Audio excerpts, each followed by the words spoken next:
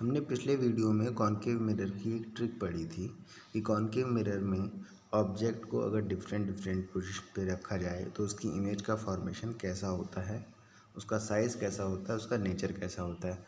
आइए एक बार उस ट्रिक का रिवीजन कर लेते हैं।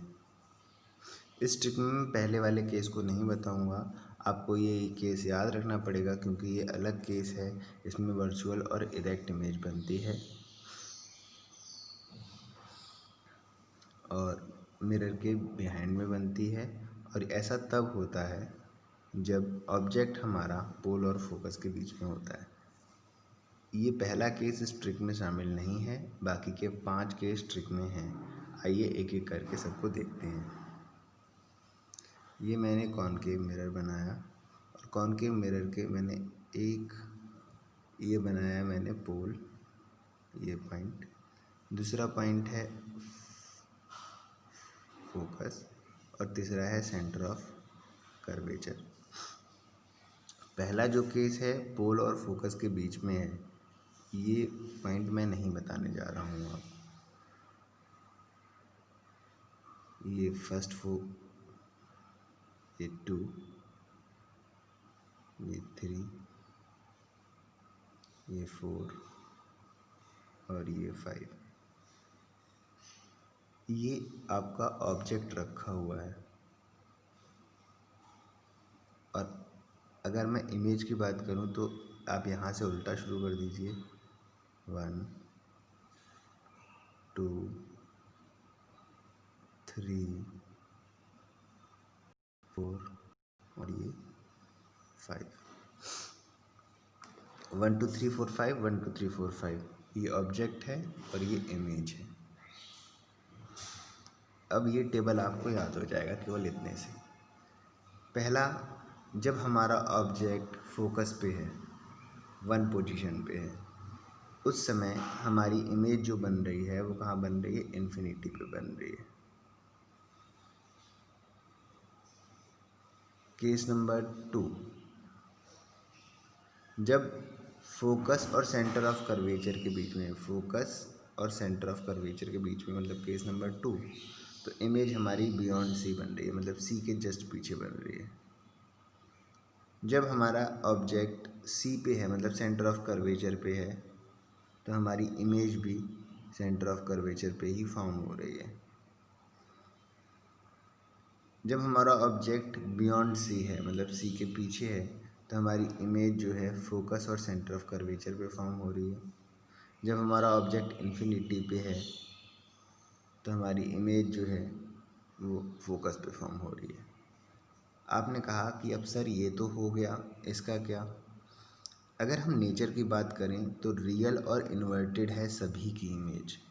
रियल मतलब इसे पर्दे पे उतारा जा सकता है, इन्वर्टेड मतलब ये उल्टी बनेगी। आपने ये वाला पोजीशन देखी 3 वाली, यहाँ पे दोनों इमेज और ऑब्जेक्ट दोनों बराबर होते हैं, इक्वल टू ऑब्जेक्ट होती है इमेज। इसके आगे वाले मतलब ये वाला केस 1 और 2, इमेज का साइज जो होता है हाईली इनलार्ज और इनलार्ज, फिर डिमिनिश और हाईली डिमिनिश। जैसे जैसे शीशे के पास जाते जाएंगे, जैसे जैसे ऑब्जेक्ट शीशे से दूर होता जाएगा, वैसे वैसे इमेज जो है वो डिमिनिश होती जाएगी। बस इस ट्रिक के लिए मैं इतना ही आज के लिए। अब हम कॉनकेव मिरर के यूजेस के बारे में बात कर लेते हैं कि कॉनकेव मिरर कहाँ कहाँ पे इस्तेमाल होता है। कॉनकेव मिरर का इस्तेमाल शेविंग के लिए किया जाता है ताकि उसमें इमेज जो है वो बड़ी दिखाई दे हमारे फेस की और हम आसानी से अपनी शेविंग कर पाएँ। इसका यूज़ मेकअप के लिए भी किया जाता है। कॉनकेव मिरर जो होता है वो डेंटिस्ट यूज़ करते हैं ताकि वो पेशेंट के टीथ को थोड़ा बड़ा करके आसानी से उसके जो भी डिफेक्ट है उसको देख पाएँ। कॉनकेव मिरर का यूज़ टॉर्चेज़ में, व्हीकल के हेडलाइट्स में, सर्च लाइट में, पावरफुल बीम ऑफ लाइट बनाने के लिए भी किया जाता है। कॉनकेव मिरर का यूज़ हम रिफ्लेक्टर के रूप में रूम हीटर के पीछे भी करते हैं। कॉनकेव मिरर जो होता है वो डॉक्टर अपने हेड मिरर्स पे लगा लेते हैं ताकि लाइट फोकस होके उन्हें एक जगह पे दिखाई दे, और जिस भी पोर्शन में उन्हें देखना है, जैसे आँख में, कान में, नाक में या गले में, तो वो डॉक्टर एग्जामिन करते हैं। कॉनकेव डिश जो होती है वो टीवी डिश की तरह भी काम करती है। एंटीने में टीवी सिग्नल लाने के लिए, सैटेलाइट से कम्युनिकेशन के लिए भी हम इसका इस्तेमाल करते हैं। Large concave mirror are used in the field of solar energy and to focus sun rays of heating solar furnaces। Solar furnaces जो होती हैं उसमें बड़े बड़े कॉनकेव मिरर का यूज़ किया जाता है ताकि बहुत ज़्यादा हीट जनरेट कर पाएँ। अब आपने जो पीछे पढ़ा है उसके बेसिस पे कुछ क्वेश्चन हैं, आइए उन्हें क्वेश्चन को कर लेते हैं। सबसे पहला क्वेश्चन कह रहा है पहला क्वेश्चन है we wish obtain an erect image of an object using a concave mirror of focal length 15 centimetre. मतलब एक कॉनकेव मिरर है जिसकी फोकल लेंथ जो है वो 15 सेंटीमीटर है। What should be the range of the distance of object from the mirror. Object कहाँ पे रखा होगा। सबसे पहले इरेक्ट इमेज है तो इरेक्ट इमेज के केस में केस नंबर 1 बनता है, बाकी में रियल और इन्वर्टेड बनती है। और इरेक्ट इमेज जो होती है केस 1 जो है हमें याद रखना है, हमारा जो ऑब्जेक्ट होता है पोल और फोकस के बीच में होता है, मतलब फोकस और पोल के बीच में वो ऑब्जेक्ट कहीं पे भी हो सकता है।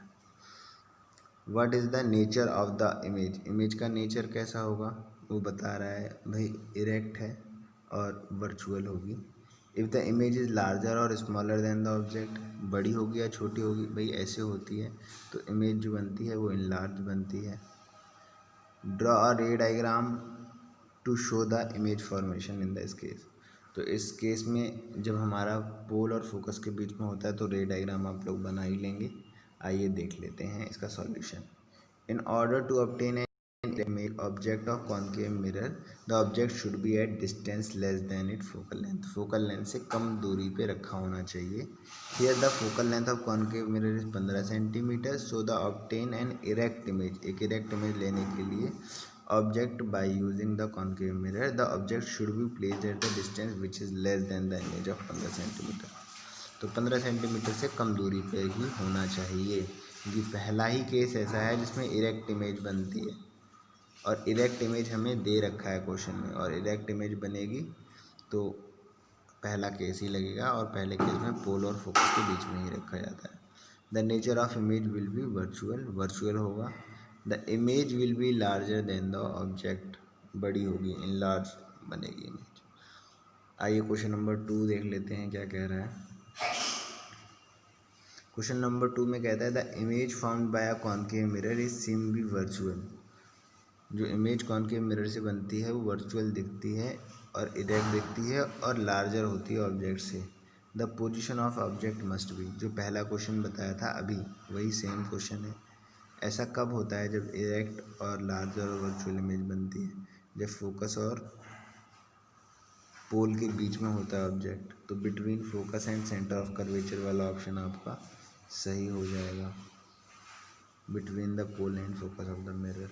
ठीक है, अब बढ़ते हैं सैम्पल प्रॉब्लम की तरफ। कह रहा है एक कॉनकेव मिरर है जिसका फोकल लेंथ 10 सेंटीमीटर है।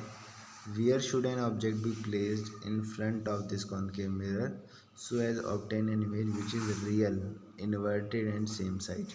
रियल, इन्वर्टेड और सेम साइज। केस नंबर जो टिक बताई थी उसमें 3, मतलब ये फोकस, ये सेंटर ऑफ कर्वेचर। तो सेंटर ऑफ कर्वेचर पे ही एक ऐसी स्थिति होती है जहाँ फोकस और इमेज, ऑब्जेक्ट और इमेज बराबर होती हैं। तो देख लीजिए, when an image formed by a concave mirror real inverted same size as the object must be placed as center of curvature। the center of curvature of concave mirror is twice the focal length। मतलब ये बोल रहा है कि अगर ये focus है और ये सेंटर ऑफ कर्वेचर है तो इसकी दूरी अगर 10 है तो इधर से सेंटर ऑफ कर्वेचर से इसकी दूरी 20 होगी, मतलब दुगनी होती है। एफ अगर 10 दे रखा है तो 2f जो होगा वो 20 सेंटीमीटर होगा। तो बोल रहा है कि ऑब्जेक्ट हमारा 20 सेंटीमीटर दूरी पे रखा होगा, तो इमेज भी हमारी 20 सेंटीमीटर पे फॉर्म होगी, जिसका नेचर इन्वर्टेड होगा, रियल होगा। Sample problem 4। An object is placed at the following distance from the concave mirror of focal length 10 centimetre. कह रहा है एक ऑब्जेक्ट जो है वो प्लेस किया जाता है इन डिस्टेंसों पे, फोकल लेंथ जिसकी 10 सेंटीमीटर है, मतलब इस तरीके से बना है, और f जो है वो 10 सेंटीमीटर है। यहाँ से यहाँ तक की दूरी 10 सेंटीमीटर है, फोकस से पोल तक की दूरी। तो कह रहा है अ डिमिनिश्ड और रियल इमेज, डिमिनिश्ड और रियल इमेज कब बनेगी। अब मालूम है हमें यहाँ पे सेंटर ऑफ कर्वेचर होता है, और सेंटर ऑफ कर्वेचर पे इमेज और ऑब्जेक्ट दोनों बराबर होते हैं। लेकिन डिमिनिश्ड और रियल इमेज की बात करेगा तो जैसे जैसे हमारा ऑब्जेक्ट यहाँ से दूर हटता जाएगा तो हमारी इमेज डिमिनिश्ड और रियल होती जाएगी। मतलब ये तो कंफर्म है कि सेंटर ऑफ कर्वेचर के पीछे ही होगा हमारा ऑब्जेक्ट, ठीक है। तो पहला केस का जो क्वेश्चन है वो आंसर है वो देख लेते हैं। कह रहा है a diminished real image found by concave mirror when the object is beyond C, centre of curvature के बियॉन्ड होगा। Here C at 20 centimetre, focal length 10 है, तो हमें मालूम है सी जो होगा वो 20 ही होगा। The diminished and real image found when the object at distance greater than 20, तो 20 से जैसे ही डिस्टेंस ज़्यादा होगा तो हमारी ऑब्जेक्ट की इमेज जो है वो डिमिनिश्ड हो जाएगी। तो यहाँ पे 20 से बड़ा केवल 25 है, तो यहाँ पे फर्स्ट का आंसर जो होगा वो 25 सेंटीमीटर हो जाएगा। अब बात करते हैं दूसरे नंबर क्वेश्चन की। A magnified real image, magnified real image कब बनेगी। Magnified real image is formed by concave mirror when the object is between F and C, जब फोकस और सेंटर ऑफ कर्वेचर के बीच में होगा। ये हमारा फोकस है, ये हमारा सेंटर ऑफ कर्वेचर है। अगर इन दोनों के बीच में होगा तो हमारी इमेज जो बनती है वो मैग्नीफाइड बनती है। तो ये अगर 10 है और ये अगर 20 है, तो 10 और 20 के बीच में कोई नंबर आ रहा है क्या। हाँ, 10 और 20 के बीच में 15 आ रहा है, तो भाई 15 सेंटीमीटर पे हमारी इमेज का फॉर्मेशन होगा।